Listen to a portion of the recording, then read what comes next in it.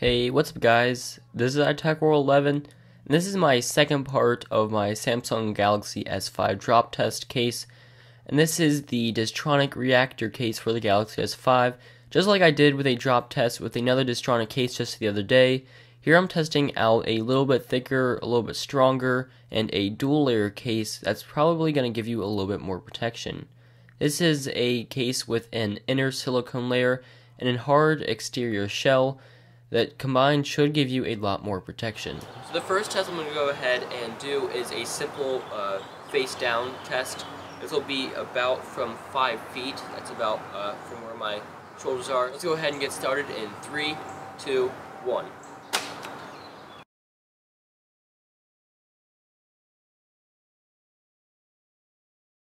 So after the first test, there isn't any damage to the case or to the phone. The front of the case and the phone are still working, still clean, and you can see the phone is still operational, so the first test is a success. So the second test I'm going to do is from ear level, and this will be dropping it from probably about 5'6". This will be a good idea of if you were dropping while you're calling, or about head level, so we'll see how that works. So let's get started in 3, 2, 1.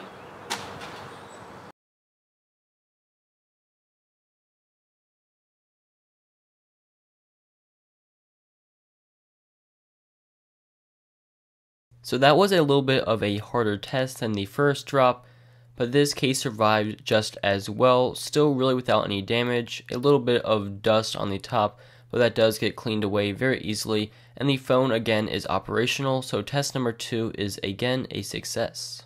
For the third test, we're just going to see how it survives with the back of the case if you were to drop it straight on its back, again from about 5 feet. So let's get started in 3, 2, 1.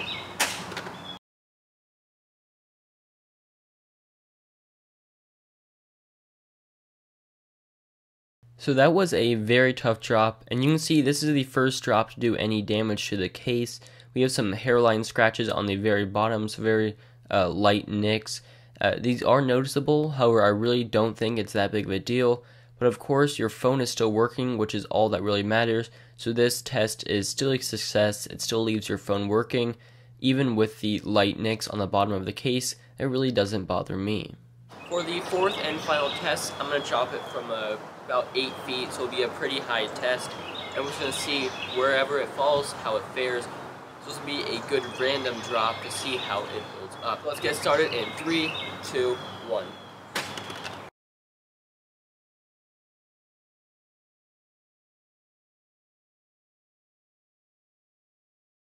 So the fourth and final test was a scary one. It landed straight on the corner, so it give you a good idea of the corner protection, and it looks really bad, but just like all the other tests, with a swipe of the finger it almost completely clears off, so that the case is still looking good, and the only damage would just be the leftovers of the previous test.